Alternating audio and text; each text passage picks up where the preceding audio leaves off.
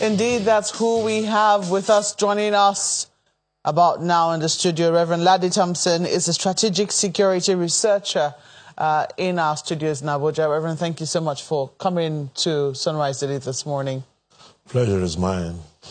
Well, I know that the situation must really bother you, especially since you have spoken about this way before now, talking about what was confronting us. I know that I've had cause more than one occasion to look at past videos of your appearances with us. And you have said that what is confronting us is a monster which will require us to bandy together. But it would seem that they will keep tugging at the lines which divide us. Now we're seeing different meetings. We've seen that by the Northern Governors Forum. Now we're seeing that by Northwest Governors Forum. Northeast Governors Forum. I don't know if Northwest Governors are going to hold theirs as well. Southwest, Southeast. You know, what should we really be saying if we are to confront the monster of insecurity that currently faces us as a people?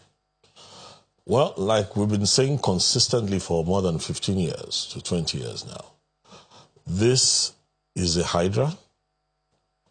This is something that requires a holistic approach. This is something that has to be diagnosed properly before making any move at all to cure it. Now, Nigeria has been enthusiastically trying its best. We pointed out to us again and again that the kinetics, the military aspect, maximum is 37%. So right now where we are at now is that we're at a stage where it is a war of narratives. There's a war of narratives going on. And we're not necessarily winning that war of narratives. Because you see, when soldiers begin to desert, when all sorts of things are happening in different places, it means that different concepts are being fed into the minds of people. So I believe that the point at which we are right now, if we really want our nation to survive, we must thank the government and applaud those who have supplied the kinetics, 37%. But we have to emphasize right now that, look, leave the kinetics alone and let us now face the war of narratives.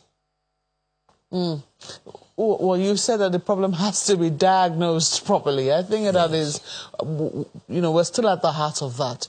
Have we been able to diagnose what this problem is properly? Do we really know what is attacking us? Because in one breath, you know, oh, say it's herdsmen. No, it's not herdsmen.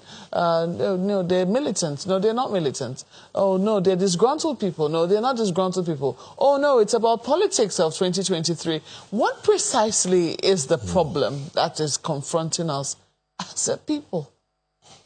Well, a statesman in 1966 said something. He said that the joys, the progress of Nigeria is indivisible. So also are our adversities as well. They are indivisible. Now, the truth is, what is confronting us is a global problem with a national face. So we should at no time be just concentrating on what is happening in Zamfara, is happening in Niger, what is happening in Ogun State, or what is happening in Edo State, or what's happening in Benue. We need to sit down and take a panoramic view of the whole thing, and then come to the point where we agree that we are up against something that's extremely intelligent, one. Number two, something has studied us as a people. It studied our history, it studied all our cleavages, it studied all our fault lines, and it is exploiting all those things one by one. Now, if we look at things very well, you find out that, look at the media, for instance, and listen to what has been reported by many statespersons and different people over the past 10, 15 years. You'll find out that a lot of people initially got deceived by one storyline or the other. Somewhere along the way, they readjust, but there's still a lot of confusion out there. And unless we do this on time, let me say this. One of the reasons why you see me, consistently over 15, almost 20 years talking about this is because I know how lethal it is. I know how dangerous this thing is.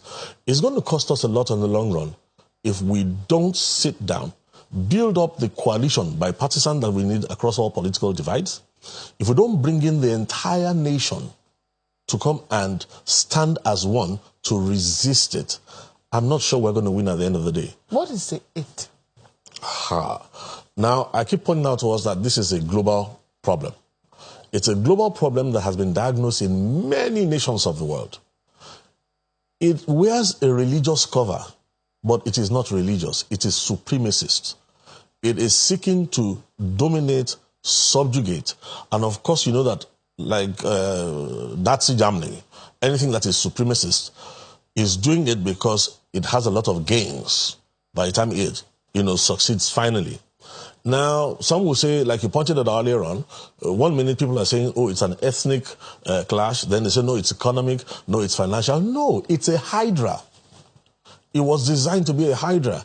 And if you look at many other researchers and what they've done, you'll find out that this hydra has been with us for a long time. It's only that it was between 1980, 86, it received a huge boost in Nigeria because of the fact that Osama was next door to us in Sudan for 6 years.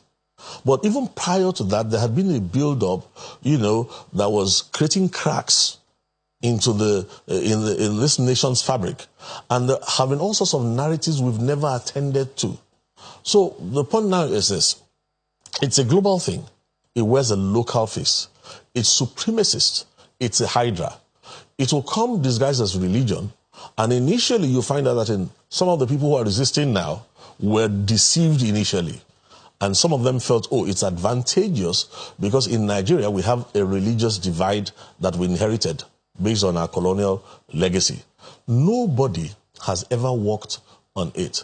If I remember very well, when the statement said that the joys, the happiness of Nigeria is indivisible, and so as adversities, there were two things that statesman said in 1966 we have not attended to. One, he said we should halt the disintegration. So it means there's been a disintegration process that is being taken advantage of. Then he used the word for the second thing, recrudescence, which is the recurring of something that is not pleasant. So what we're seeing playing out in Zamfara, in Niger, in all these places right now, we can't shout Uhuru because we've just returned one set of girls. We need a policy that is national. We need to make sure we build up an answer that is convincing enough to make Nigerians be ready to stand for Nigeria. And I say that, of course, again, piggyback on the news that there are some soldiers who are, deserting. Now, that's a serious thing. Because if you realize that you are up against something very intelligent, it knows how much personnel we have in all our armed forces put together. Dividing the army, splitting up our people, look, bringing in narratives of all sorts is part of what it does. It uses force multipliers. And honestly, in fact, let me just put it like this straight away. I think we need to have a declaration of war, but remember, it's a new kind of war. Because if we declare officially that Nigeria is at war, the attitudes of all Nigerians will change. We may then be able to get the kind of cooperation that we need from across the entire country. We are transiting from the third stage to the fourth and final stage of how this thing works. If we say, if you hear, because you have talked about how this is now, the battle we need to win now is a war of narratives. Narratives, yes. Now, you have also said in the beginning, you said in the beginning that let us commend those who have supplied the 37% kinetics that we need in this war. But some people will say that government is also largely saddled with the task of providing perspective. Have we heard from those we ought to hear from those who have been elected into office, from those who ought to have a panoramic view of what is going on, and perhaps tasked with the duty of explaining it to Nigerians so that we all can be on the same page? Have we heard enough from them? Have we even heard from them at all? No, let's put it like this. You see, sometimes when you see what is coming ahead, there are positions you adopt that some people will wonder, why do you adopt these positions? Now, these are positions I adopt. There's something called tragic optimism. The position of tragic optimism is a well-known concept across the world. It's the fact that you hope for the best and prepare for the worst. Okay? Now, when you say that, we need to, first of all, at least encourage those who have supplied something. Look at the young soldiers who are dying. The sacrifices they're making is no joke. We need to be able to commend them for being able to get up every morning and go out to defend the sovereignty of the nation. Now, for the people who are in diverse positions, I've said this again and again, I believe that we're on a learning curve. Now, I'm going to say something to you that we need to be very careful of. And there's the fact that when the people become traumatized and terrorized, people are going to lose patience with governance. If we're not careful, people are going to get jittery. Already, there are so many people saying so many things in many different directions that don't have any root in reality. And that's why you see that it behoves on leadership.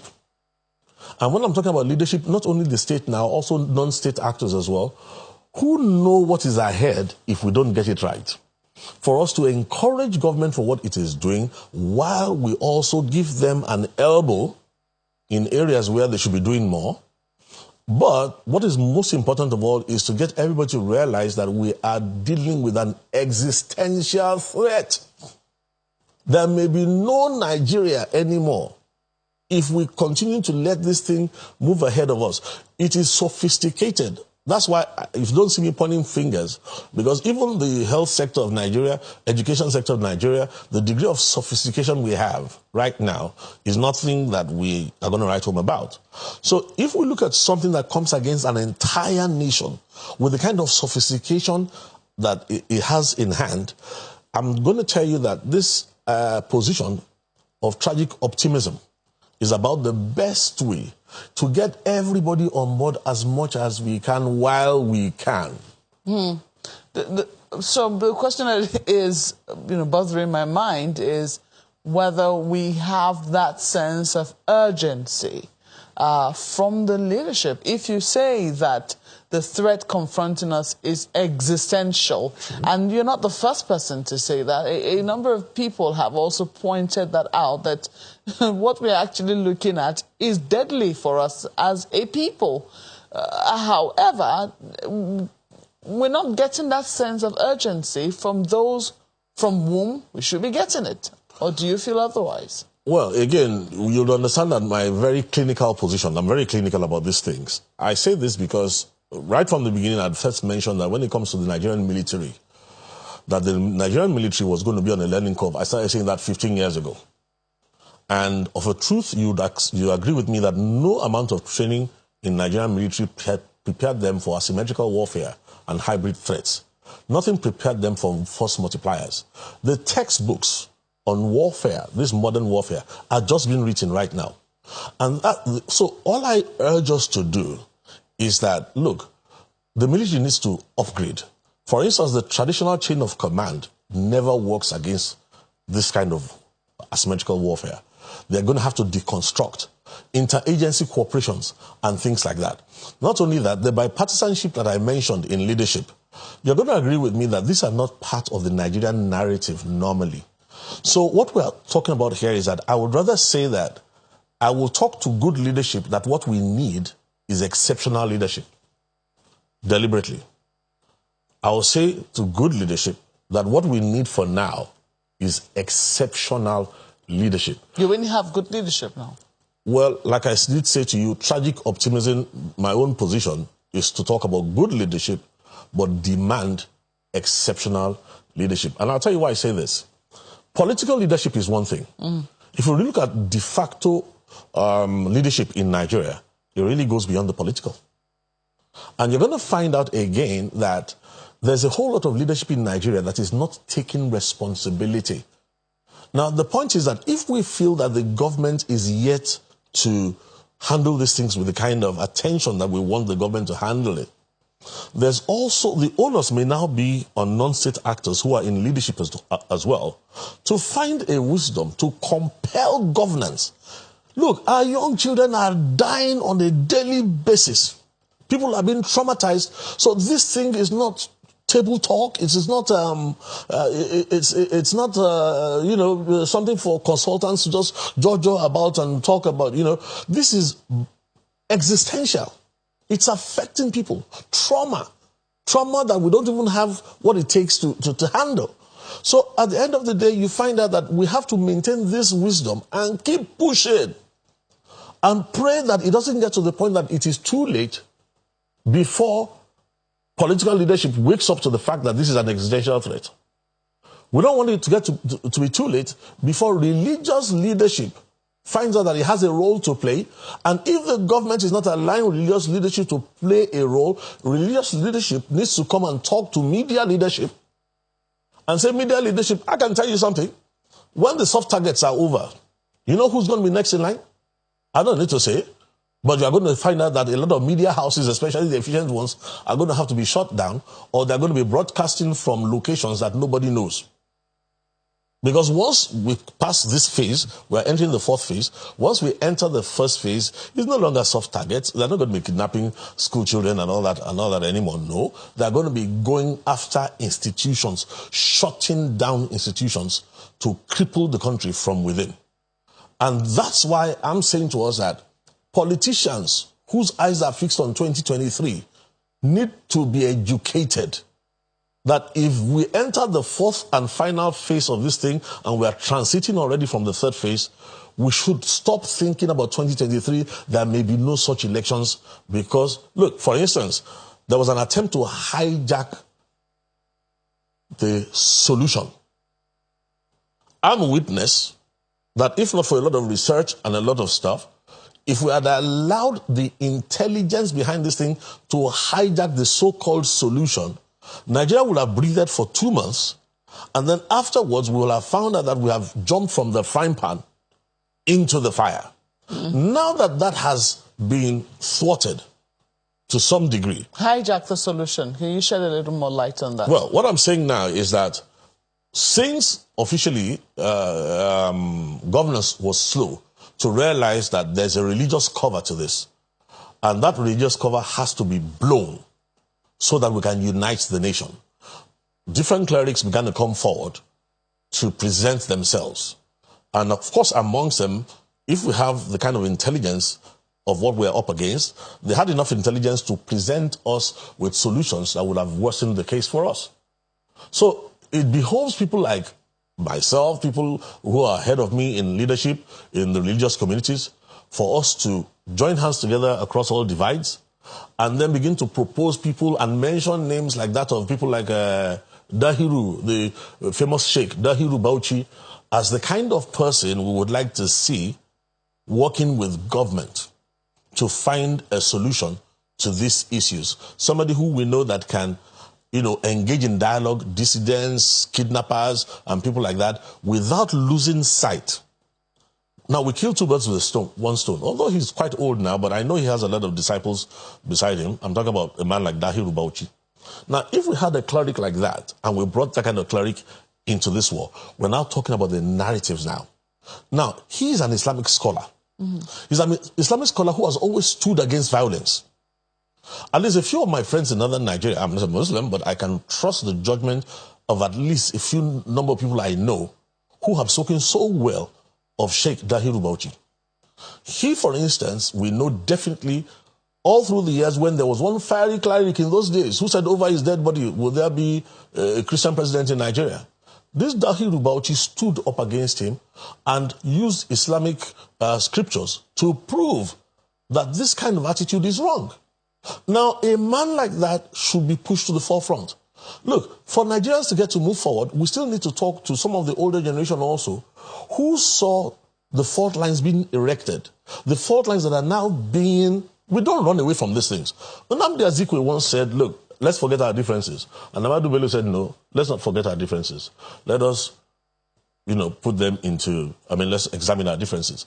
Nobody can hide away from the fact that the war of narrative started long before this Hydra came to exploit it. Don't forget that available online in Nigeria here, there are BBC recordings of the former Premier of Northern Nigeria talking about one of the tribal communities in a disparaging tone. Don't forget that the Northernization agenda was based on a narrative. Now, those kind of narratives are not helping anybody. We've gone past all that. I attended Ahmadu Bello University, so nobody can come and tell me and argue with me that Northern Nigeria has any deficit of intelligence. There is more than enough intelligence in Northern Nigeria spread across to match Southern Nigeria to sit down together and forge a better future. Why am I saying this again? Look at the responses that are coming out of fear right now. A lot of people are looking for the future in the past. Everybody wants to go back to the past, forgetting that the enemy who can split you, the enemy who can destabilize your nation, is not going to allow anybody to go back to the past, if that's the hopes that people have. So we are right now at a point where all leadership in all areas, media, religious, business community, I want to say this to the business community, and let me say this on air so that it can be very clear. I've been working on this for 20 years, and I've moved from location to location in this country, and I've watched the economies being destroyed in certain locations in this country as it moved. I've watched wealthy people reduced to paupers. But what is making this country, that makes us keep going on here, is because we have no respect for statistics. We don't have respect for numbers and figures. If we did, and we'd realize what has already happened, how many people have built homes and their homes are devalued, had to abandon their homes or sell them for about 5% of what the homes were worth, then the business community in Nigeria will sit up now and realize that this ill wind that is blowing is going to come and affect even the business community. And then maybe we can now build, everybody will now have enough reason for us to join hands together across all divides. I'm watching what is going on. I see one of the governors making certain comments. There's a crossfire between federal government and one of the governors and this and that. Do you know what the truth is? We mustn't allow anybody to descend to those levels. If we love our children, we love the future of our children, we want this nation to continue to exist a few years down the line from now, we have to make sure that people arise who are bigger than all these divides, who can help everybody to wake up and say, look, this is what we are up against. This so-called political divide, there will be no politics if this thing succeeds.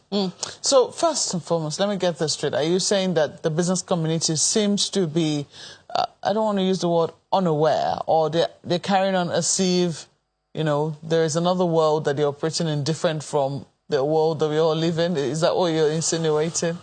It's not even just the business community, the entire community. Look, Nigeria was built on principles that makes each person, we were built on divide and rule. So that makes everybody self-centered, sort of. Everybody fights for what they can get. They band up together in aggregates for what each person can get. So if something is happening to your brother somewhere else, and you hear news about it, well, you pay lip service for a while, and then things go on as usual. So you find out that not only the business community, look, let me even talk about the Christian community, my community. When Christians were being slaughtered in northern Nigeria, the southern Christians should have made a lot more, there should have been a greater response from southern Nigeria. Why? Because I kept pointing out to them then that the northern Christians are just a buffer zone. Your turn is coming. And by the time it shifted to the south, we let them know that, look, it's not only Christians, it's going to affect Muslims as well. When it now started affecting Muslims as well, you can see what is now happening. It's a war of narratives. There's so much confusion all over the whole place. Well, we'll take you from there, especially in terms of what the response of the governors have been. I mean, we saw the report on from the Northeast governors. We'll examine some of their responses to what is going on when we come back from this break. Please stay with us.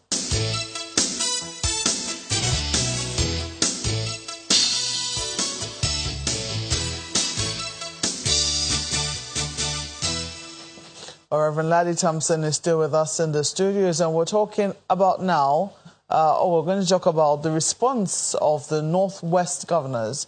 You saw that report before when we started the segment with you, when they were talking about state police.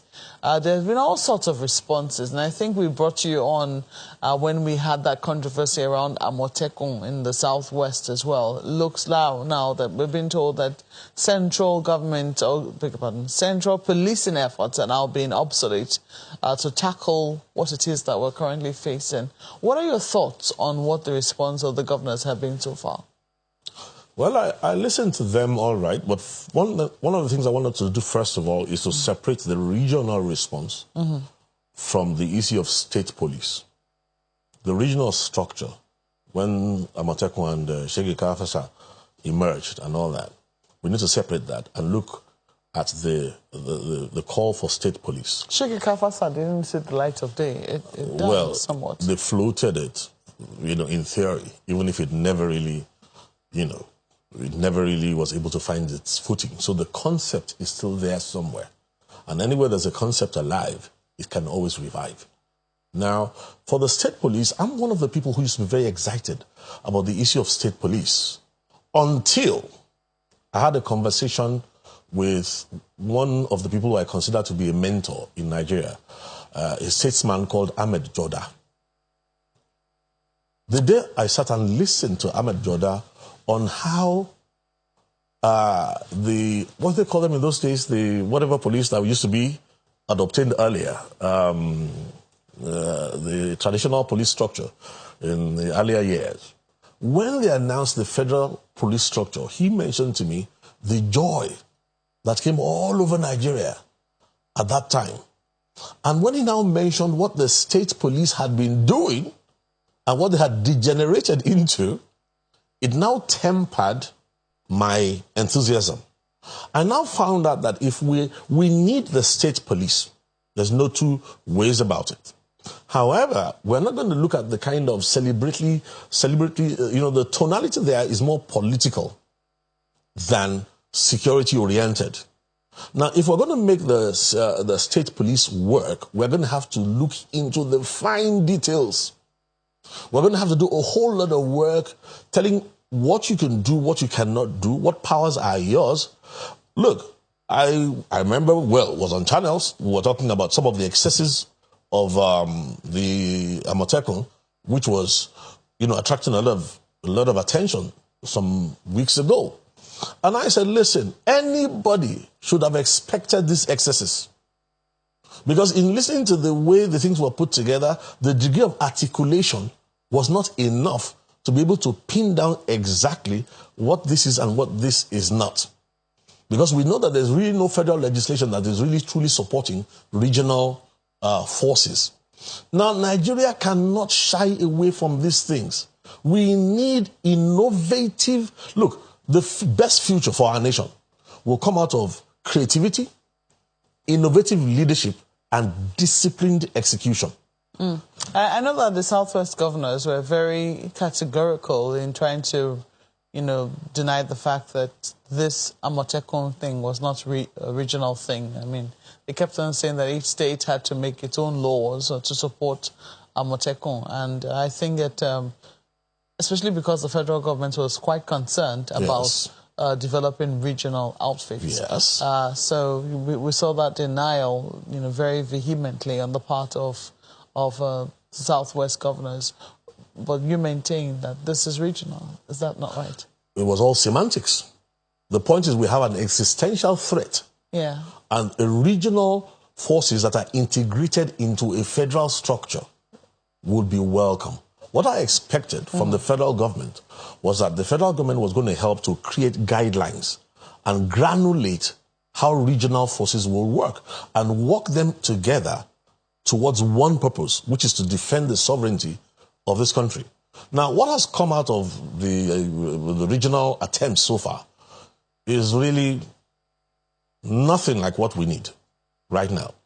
We have a shell there. We have some political, some of the governors have gained some political, profit from all that. But if what is coming ahead blows hard tomorrow, the so-called regional outfits on ground right now cannot handle. And let me tell you what the next step is if you really want to know, because once the regional fails, you're going to find out that the last unit, the last stand for Nigeria is when it goes down to the level of families. When you find out that each homestead, each family is going to have to work within a framework of a national policy to defend its members. We don't want it to come to that. So the greater the articulation now for integration towards one purpose, then the better it is. That's why I said we need not just good leadership from the federal government, we need exceptional leadership. Well, let's take it to my colleagues in Lagos. Chamberlain. Well, good morning, Robert Thompson. Well, in order to at least help a lot more people understand this, perhaps could you tell us why Nigeria? Why are they targeting this country? I would have thought that was obvious because even Osama bin Laden in his notes had mentioned the regional importance of Nigeria. 1 in every 6 African, black, all over the world is Nigerian. Nigeria has a clout that is amazing. And the truth is this, if Nigeria goes, West Africa is gone. If West Africa goes, Africa is gone. It's a specter that is better left unimagined. But the people part of this solution now, because, I mean, when you talk about religion, you know how deep and people connect with that. How easy or difficult is it? I mean, what needs to be done to ensure that people themselves also get to that level of awareness so that we can begin to perhaps, if we could engender some sort of national action from the people perspective? Okay, you mentioned religion and then you mentioned the mobilization of people. Now, in this whole thing, those are 2 different aspects altogether. Now, for the religious aspect of it, the first thing we need to realize is that we can create a common platform by looking at God in his office as creator. You're going to find out that it doesn't matter whether you're a Muslim or you're a Christian or a Hindi or whatever you are, everybody agrees that God is creator, of course with the exception of a few, interesting folk. So on the grounds of the fact that God is creator, I'll give you a good example. In 1776, America was able to heal its wounds and its trauma because it brought in God on the level of creator. That's why you find out that the Declaration of Independence says we hold this truth to be self-evident that all men are created equal. Now, if you go to a speech that was made by Tafawa Balewa on the 7th of October in 1960 at the UN, United Nations Assembly, you'll find out that in his last paragraph of his speech, he spoke about the troubles we're having today. And one of the things he mentioned that Tafawa Balewa mentioned then was that there are what he didn't call them inalienable truths, self-evident truths. He called them eternal truths. He called them eternal truths. So if we go back and research what Sir Tafawa Balewa, what he mentioned, you find out that for the religious aspect, eternal truths, there's value to the life of every person. The state has to know that, and every religion knows that, and we start building on that basis. Now, when it comes to the mobilization of our people, you must realize that this is why we say it's a war of narratives. Look, the onus is on the federal government right now to create a national narrative that never existed before. What am I saying? A national identity that is so profitable that every other identity will pale into insignificance. Don't forget that every human being responds based on pleasure, pain. So if you create a national identity that has advantages, that has perks and promises, and actually just actualize some, because all you need to do is to sell a dream. Don't forget that the anticipation of pleasure is more powerful than pleasure. And the anticipation of pain is actually a lot more lethal than even the pain itself.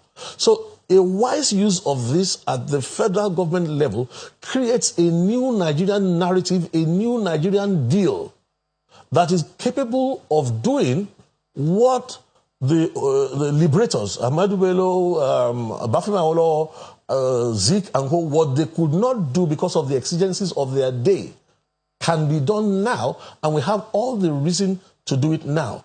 Listen, Christians are being killed, Muslims are being killed, Nigerians are being slaughtered, and they're using this war of narratives to still keep us separated instead of us bonding together to face a common enemy.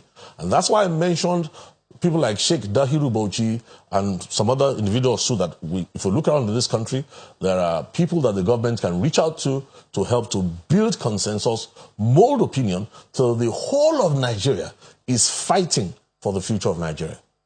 Well, Reverend Thompson, perhaps there's a bridge between the religious elements that you talked about and the people Justice Chamberlain asked the other time, because you have also talked about the need for us to engage some religious leaders, such as you have mentioned, and a few others like that. You may want to speak to that later.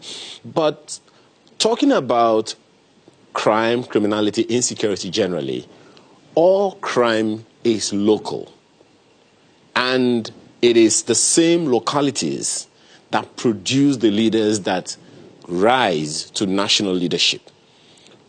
Now, you have also talked about something that's been an advocacy over time, over the past 2 years at least, on this program, that is a national ethos, which you call a national dream. Reference the national anthem, the very first national anthem we had. Though tribes and tongue may differ, in brotherhood we stand.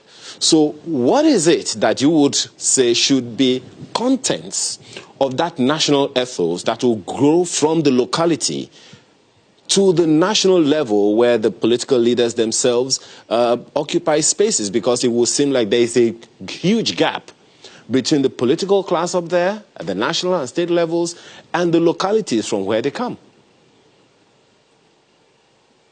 Good. You have mentioned about 3 things, and I think we need to separate them if we're really going to do justice. But first of all, to answer those 3 things, we need to come to the position where we agree that success is a result and failure is a result. And the point is that there's a construct behind success and there's a construct behind failure. So let's first of all go to the first issue that you raised. Now, you are talking about crime being local, but if the intelligence behind the crime is global, if you attempt to deal with it with the way you have handled the local issue, you are going to fall flat on your face at the end of the day. And I know where this is coming from. I'm going to tell you something that happened to me some years ago. Justin Welby, who was elevated to become, I think, the Archbishop of Canterbury or something, or London. I remember talking to him at one meeting and asking a few questions. When there was a terrorist attack in the UK, that was 7/7 now, immediately I heard how Tony Blair, how he handled the issue. Some years later, the same Tony Blair came to Nigeria and he was addressing our own terrorist issues, and he was trying to allude that it was poverty that was the greatest factor behind it, and all sorts of things that come out of textbooks that are crafted for African policy. So at this point in time, if Nigeria is going to be the leading nation of Africa, we really have to wake up right now to realize that a lot of funding is coming from all over the world to support narratives here right now that will not help us. So the point is this. Number 2, if we move away from that, let's get to the fact that if you give a Nigerian advantages that actually protect him, you see what happens to Nigerians abroad? You see what happens to other people? The value of human worth. Now, let's not talk semantics about singing a national anthem. You can sing a national anthem from here to Timbuktu. If it doesn't have a construct behind it, I'll give you something that's funny that happened to one of my relatives. At that time, the children were very young, and one of my relatives was traveling, and they got to an airport, and they said, look, all Americans to this side, all other nationalities to another end. And people were like, why? They said, well, all Americans are entitled to a hotel room because the stopover is so long, and America does not allow you to keep its citizens sleeping in the airport. So this relative of mine was carrying a baby that was American. And she asked the question and says, does it apply to the baby? To say, as long as the baby has an American passport, it applies to the baby. Now, it became clear that you can't take the American baby without the Nigerian mother. So the Nigerian passport could not get the kind of protection and, the perks that the child's passport could get. So these things are constructs. We have to sit down and put together constructs, low-hanging fruit. And the truth is this, once people believe it and we start to execute it, honestly, it will take on a life of its own. So these things are not rocket science. And the point is this, except we get down and knuckle down to these things now, we have a window frame in which I will not even be around to come and grant interviews anymore. I won't be around to run around to try and counsel people and try and give consultancy services anymore, because any wise man knows that if we allow certain things to fester to a point and only come to realize when it's almost too late, what's the point in talking then? But for now, there's still a window to build up that bipartisanship, to build up the value of human worth. Let me say something to you, whether it's the political space, whether it's the federal government right now in its leadership, or whatever it is, we have more than enough of what it takes to make Nigeria that #1 nation in Africa and make it a leading nation, in the world. But the will to do it, the understanding to do it, the attention to detail are things that we have to forge. And I can tell you something, when we enter the next phase, if there's still a window of time, nobody will need to persuade anybody anymore. So, I mean, we've largely talked about, the sickness, trying to diagnose what exactly is wrong. You've talked about the solutions, the medicine. But, for people, they see, they might not be that vested to try to look beyond the symptoms, such as kidnappings, the attacks they see on a daily basis. For them, once those symptoms stop, they feel that at least we're getting a handle on this problem. Now, you have listened to the president, the latest, which was given by his aide, saying that, security operatives should shoot those with AK-47 on sight. You've also listened to governors and the statements they have made. We just recovered from the recent kidnapping in Jangebe. 279 schoolgirls were kidnapped. And the question people keep asking is, when will the next kidnap be? When will my village be attacked next? Because a lot of people in those areas aren't sleeping, as it were. So while we're diagnosing the sickness, trying to find, the solution for it, these symptoms are there. So are we doing enough, really, from what you have seen to ensure that those symptoms, which people see on a daily basis, at least stop with what you have heard the president say, what you've heard the governors say as well? Again, we're going back to reinventing the wheel, so to speak.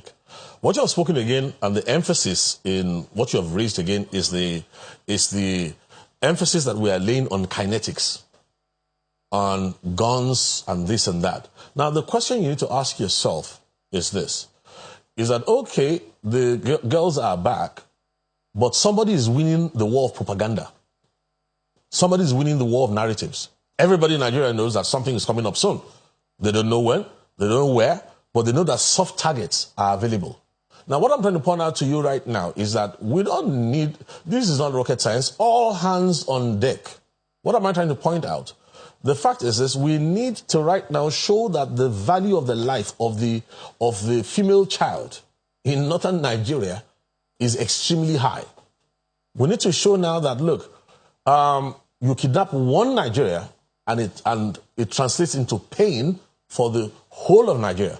And let me tell you what I'm trying to point out to you is that when the war of narratives is right, you're going to find out again that there will be some people who will come up with the narratives that point out to the terror mongers that the truth is this, Nigerians are no longer being terrorized. In fact, Enai Komu, I remember, made a comment, a friend of mine who's a security consultant.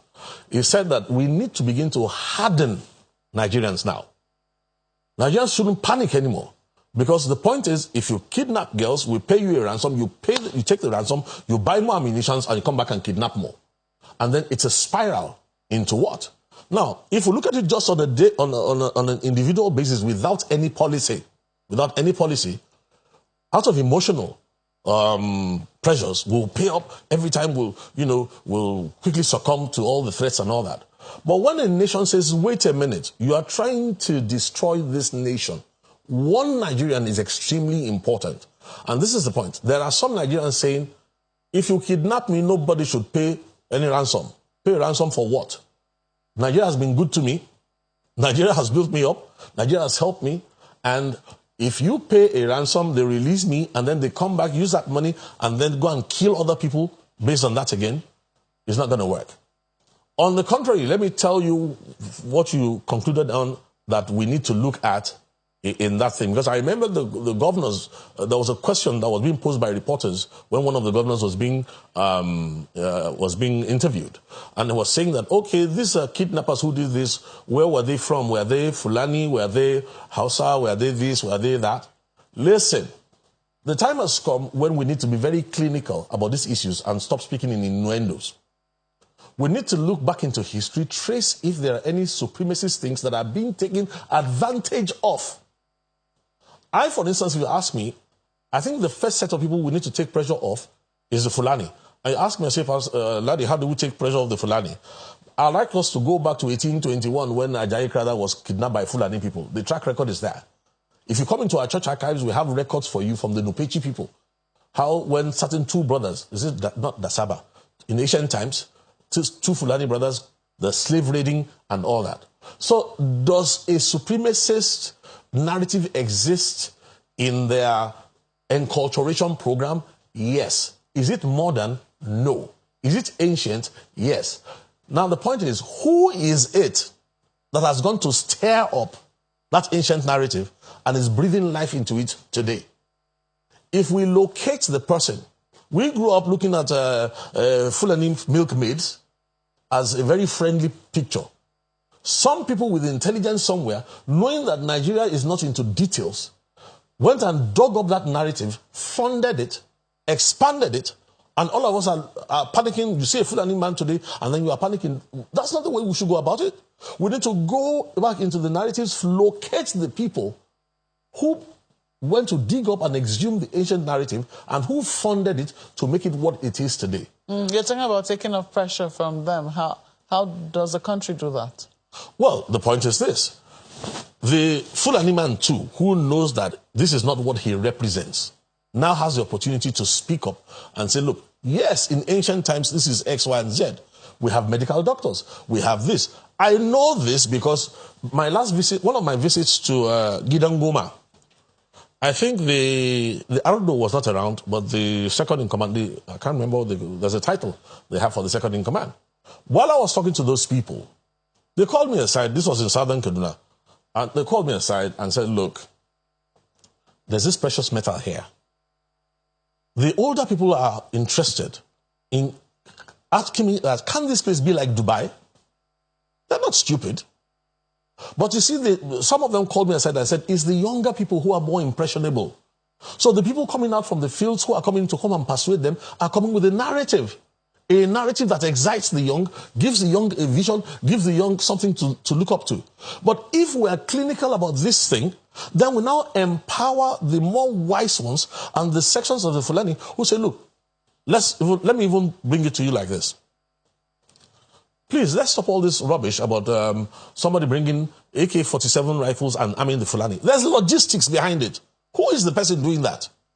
Will they have been going around on rampaging, even the ones coming into the country? Will they have been doing this? Let's not forget that there was a time when we had, what do they call these people now? Palm Wine Tappers Association in southern Nigeria. They've become anachronisms by economic factors. They became anachronisms. Now, it's the same thing with all this talk. In fact, I'm ashamed at times to the level of thought, the kind of discussions we're having in Nigeria. Let's look back to 1956 when the Western Nigerian Livestock Company was put together. Let us remember that that same company was actually initiated 10 years earlier by the British. Let us remember that under Chief Akideko in Western Nigeria then, we had this Ndama breed that they went to bring from Mali because they said the weight of the cattle per hoof was 500 kg compared to the 250 to 200 kg of that of the average Fulani person. At that time, they set up what they called the Fashola Breeding Center, which was in Ilora then. And then what they did was that they began to breed and they opened up about 9-12 ranches. It was a commercial venture. Why is somebody talking about bicycle repairers, talking about palm wine tappers, and then talking about, this Fulani is this, is that? No. The reality is that if we take care of the details, a lot of people, look, how many Fulani people, I went to school with Fulani people. Well educated. Reverend, we can go on and on and on, and we still might not get to the bottom of this. I know that security is an ongoing conversation, something that will continue to agitate our minds until we find a solution, until we hear, according to my colleague, let's see less and less of the symptoms, because it is the symptoms that make all of us very concerned and, continue to get us agitated. But we have to thank you for shedding light on some of the areas that we should be paying attention to. Reverend Ladin Thompson is a strategic security researcher and has been speaking to us here in our Abuja studio. Thank you once again for coming on. Pleasure is always mine. Well, we'll take some of your mails now in your messages. This is from Don Seggs, who's talking about national security.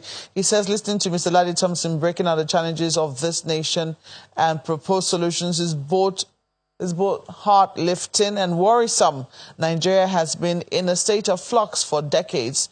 Just one wrong move and it's a total collapse. We continue to watch and pray.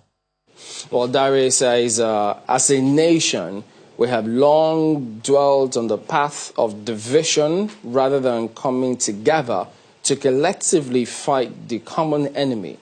The issue of insecurity continues to spread all across Nigerian states, which we dwell on unnecessary grounds such as primordial sentiments.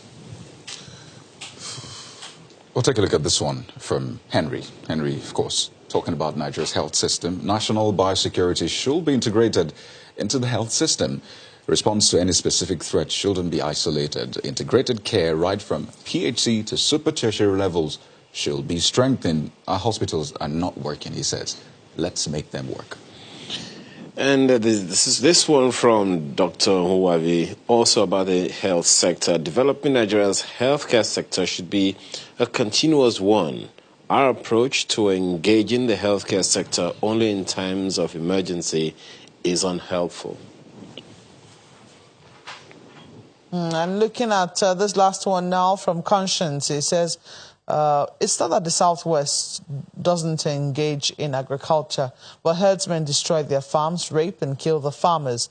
How do we get food sufficiency in that circumstance? So this insecurity has to be tackled sincerely, first by the governors to achieve results. Well, we thank you for your mails and comments to the show this morning. Thank you so much for watching. We really appreciate your time with us. I'm Malkwe Ogun Yusuf. I'm Kayode Okikiolu. I'm Ayo Makinde. Have a good day. I'm Chamberlain, so see you next time.